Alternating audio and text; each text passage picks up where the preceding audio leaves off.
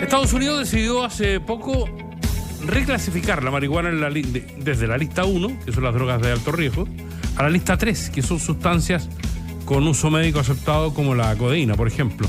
Y ha reactivado el debate en Chile sobre su estatus legal y sobre las bondades de su consumo, pero también a quienes son sus detractores. Para conversar este tema hemos convocado al doctor Sergio Sánchez, que es médico cirujano de la Universidad de Chile con especialidad en salud pública y especialista en el uso terapéutico de los cannabinoides. ¿Cómo está, doctor? Bienvenido. Muchas gracias, muy bien, aquí estamos. ¿Qué significa esta medida que ha adoptado Estados Unidos y cómo nos afecta en el debate en Chile? Bueno, la orden ejecutiva de Trump es como un señalamiento político que ordena un poco la institucionalidad de ello, federal, que es bien complicada, donde está la DEA, por ejemplo, pero también está el sistema de justicia, y les indica la dirección que la administración desea implementar. Pero la orden ejecutiva tiene que pasar, se implementa en la DEA y en el Congreso, entonces tiene algunas dificultades políticas todavía para poder avanzar. Digamos que antes de entrar al tema específico médico, que la importancia que tiene para al menos para el mundo, la decisión ejecutiva de Trump, es que va de lista 1 a lista 3, es decir, en un combate radical contra el narcotráfico, como lo hemos visto en las últimas semanas, él definitivamente separa la marihuana de ese sector y lo coloca dentro de la utilización médica de la cannabis, ¿no? Claro, es bien interesante eso porque eso es una medida que implementó el presidente anterior, Biden, en el 2024, en octubre, por ahí. Y él la retoma y la refuerza. Se tenía la duda, digamos, de saber qué es lo que iba a hacer este caballero. Pero los dos se alinean en eso y tú tienes razón. Esto va a permitir aumentar la investigación científica y esto reconoce implícitamente que esto tiene uso medicinal igual que la codeína, por ejemplo, o la ketamina, que están en esa lista 3. Entonces tiene menos controles, pero sigue siendo una sustancia controlada, digamos. Es un hecho político, básicamente. Doctor, cuando debatimos el tema en Chile, ¿cuál es el estatus legal que tiene la marihuana en nuestro país? Bueno, la marihuana para uso medicinal está bien regulada. Se permite su consumo, su uso, su porte, su tenencia y su cultivo, las plantas de marihuana, lo cual es una cosa bien folclórica chilena, pero interesante porque la ley permite el cultivo de las plantas cuando uno tiene receta médica. Y para uso recreacional o no médico, digamos, está permitido solamente el consumo. Claro, pero no el venderlo ni tampoco cultivarlo. Exactamente, la ley lo que es extraño cuando uno lo piensa, porque es como, bueno, ¿y de dónde viene entonces esa marihuana que está permitida por lo menos para consumo? ¿Alguien la cultivó, digamos?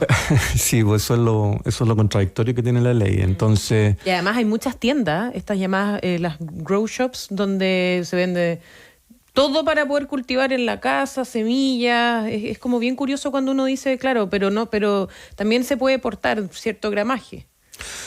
Claro, la ley establece que se puede consumir la planta sin ninguna necesidad de demostrar nada, pero como dices tú, no se puede cultivar, no se puede obtener, no se puede comprar. De hecho, el objeto, digamos, de control de la ley es el comercio de todas estas sustancias. Claro. Eso es lo que está prohibido. Pero en Chile existe un ecosistema, digamos así, donde existen estos grow shops, existen también dispensarios de cannabis con fines medicinales. Existen consultas médicas, existe gente que está cultivando también con permiso del SAC y sin permiso del SAC con este artículo 8 de la ley 20.000, digamos, y queda mucho por avanzar, digamos. No está totalmente resuelto en Chile, aunque la parte más medicinal sí, yo creo que está bien, avanzó harto. Doctor Sánchez, a estas alturas, ¿qué sabemos del aporte de la cannabis a la medicina? ¿Cómo se usa? ¿De qué manera se usa? ¿Cuáles son las instrucciones médicas para su uso?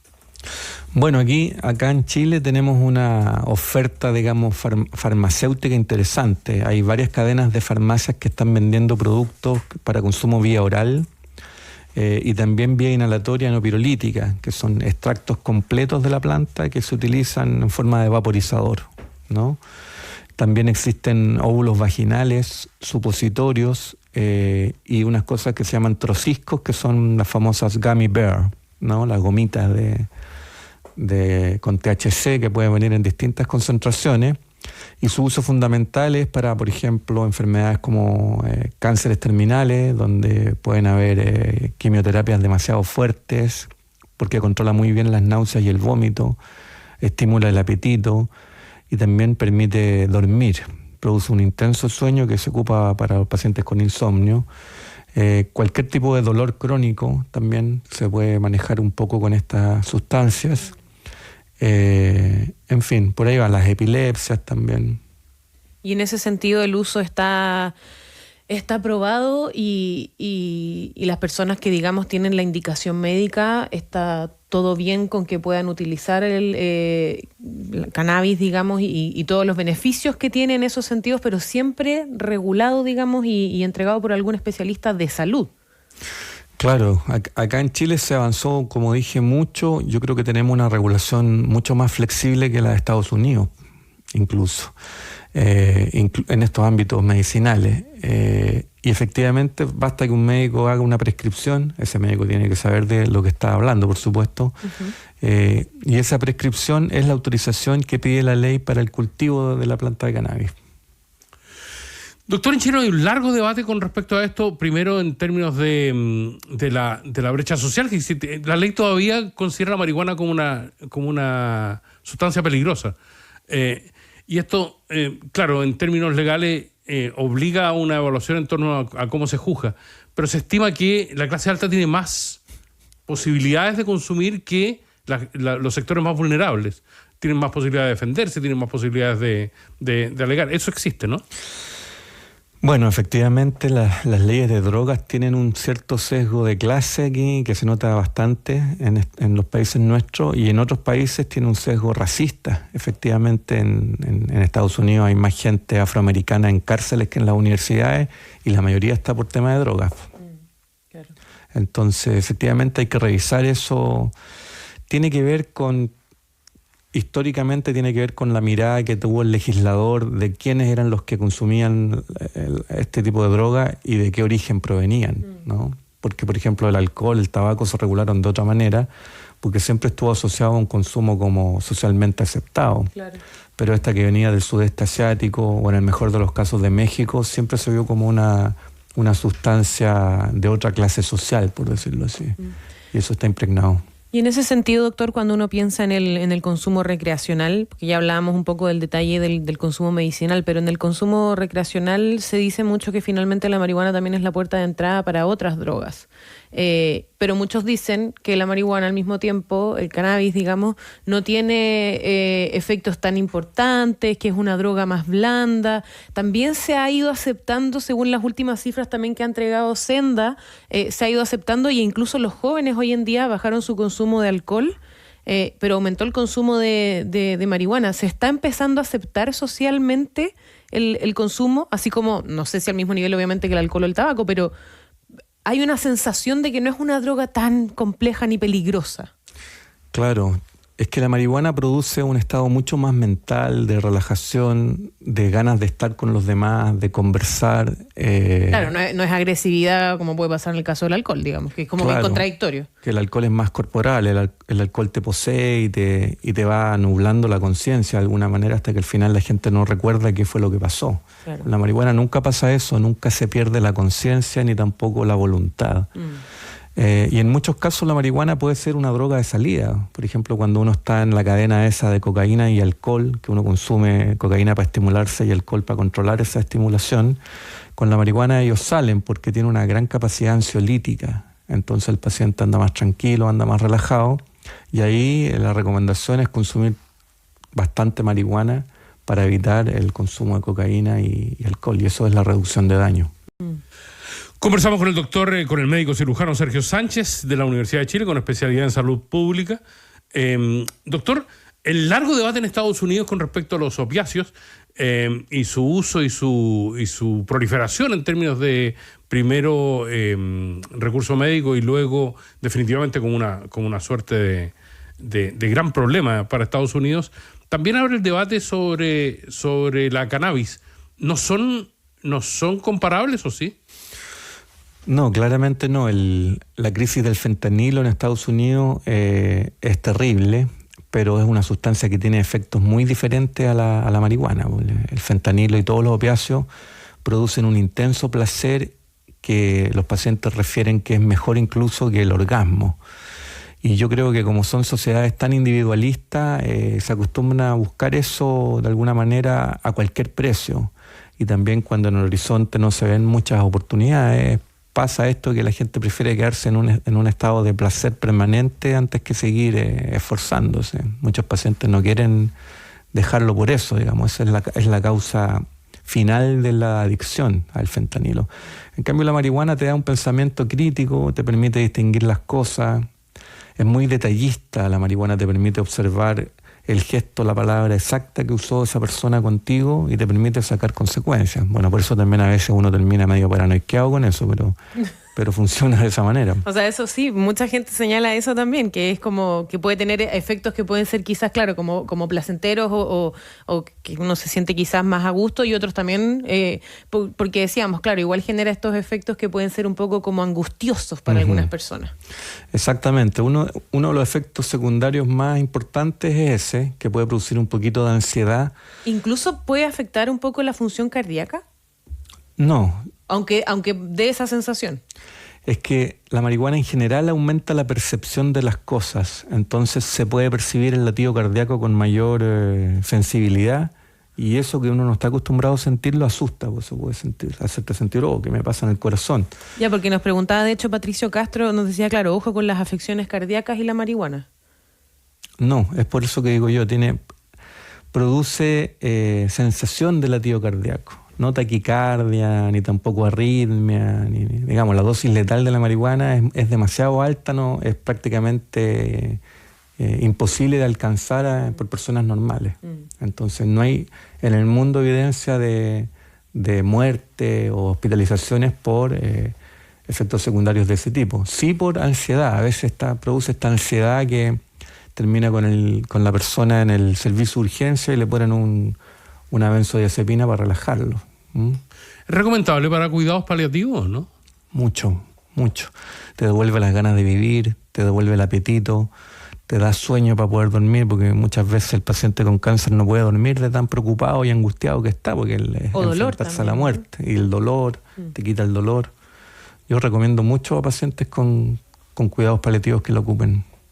A nivel internacional, doctor Sánchez, se dice que todas las restricciones que han existido en torno a la cannabis han impedido que los laboratorios investiguen o desarrollen medicamentos con la celeridad que se ha producido, por ejemplo, en otro tipo de casos.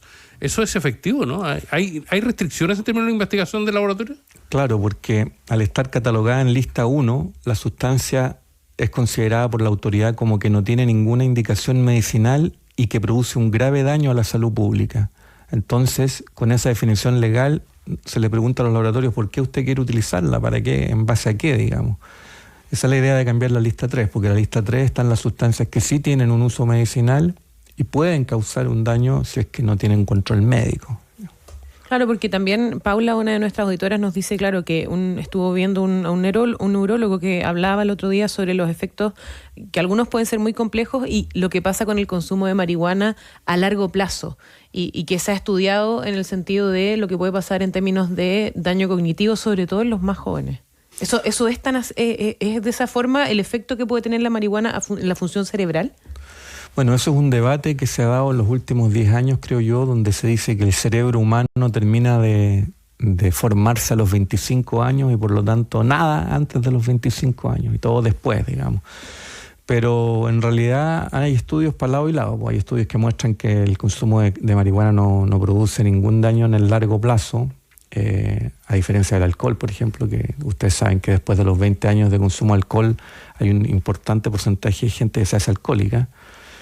Pero con la marihuana no, porque funciona a partir de receptores específicos que están diseñados para recibir este tipo de sustancias y porque el cuerpo humano produce sus propios cannabinoides, que son 7 en este minuto identificados. ¿En serio? ¿Cómo lo podríamos explicar eso? O sea, suena suena extraño, digamos, que el cuerpo humano produzca cannabinoides. Sí, se descubrió hace poco un sistema que se llama... Son los receptores, digamos. Que son receptores y las sustancias, ya. que se llama sistema endocannabinoide, así le pusieron, y donde hay 7 sustancias identificadas. La primera de ellas es la anandamida, que no se sabe bien la función, pero sí se sabe que, por ejemplo, en niños autistas hay un déficit de este sistema. Y justamente el autismo es otra patología que se puede tratar bien con cannabis. ¿Nuestro sistema de salud pública lo tiene, lo utiliza o no? Bueno, hay algunas recomendaciones de la Subsecretaría de Redes Asistenciales en torno a que si el paciente acude a consultar por esta razón, hay que atenderlo de manera como lo indica la ley. Pero el Ministerio de Salud siempre ha considerado que el uso de la marihuana es una cosa que está fuera de su alcance, porque ellos no regulan plantas ni cosas así, flores. Ellos son científicos que regulan medicamentos que tienen que venir en comprimido, en cápsula o en jarabe. Entonces tienen un problema ahí como para ver la realidad. Esto, claro, de la denominada medicina alternativa. Claro, lo dejan fuera, no por razones comerciales, sino que por razones científicas, como que ellos no se dan cuenta que habitan en un discurso que igual es un discurso político, que es el discurso científico, ¿no? Y en ese sentido también usted mencionaba, doctor, que claro, hay estudios que dicen una cosa y otros que dicen otra. Entonces la ciudadanía se pregunta, bueno, ¿quién tiene la razón? ¿Cuáles son los verdaderos efectos? ¿Por qué están estas diferencias de estudio? ¿Qué es lo que está pasando ahí? ¿Por qué hay estudios que dicen que efectivamente genera un daño cognitivo? Otros estudios que dicen, por ejemplo, lo contrario. Porque hay intereses. Cada estudio no surge, digamos, de una naturaleza vacía y que está totalmente esperando objetivamente una respuesta. ¿Sí? Siempre hay grupos de poder, porque hacer un estudio es carísimo, y los grupos de poder tienen intereses. Algunos están vinculados a la farmacéutica, algunos están vinculados a universidades y otros a grupos religiosos, políticos. Entonces cada uno ahí avanza un poquito con su estudio y la ciencia da para todo, digamos. Si tú querés demostrar cualquier cosa, prácticamente con un buen diseño, un buen metodólogo, lo podías hacer. Doctor Sergio Sánchez, médico cirujano de la Universidad de Chile con especialidad en la salud pública, muchísimas gracias por estar con nosotros y explicarnos esto, que es un cambio que consideramos trascendente a nivel internacional y una determinación casi sorprendente, más allá que haya venido desde hace largo tiempo en los Estados Unidos, ¿no? Bueno, muchas gracias por la invitación y nosotros le quiero mandar un comercial a la gente, que estamos con la Fundación Latinoamérica Reforma atendiendo a pacientes que usan droga desde el año 2011. ¿Y dónde nos podemos contactar? Tenemos una página web www.lar.cl y estamos en el Metro Moneda en calle Valentín Letelier. LAR, L-A-R. Sí. ¿Ya? Perfecto. ¿De todo tipo de drogas? Sí, fundamentalmente cannabis y también estamos con psilocibina hace 5 años. Muchas gracias, doctor. Bueno.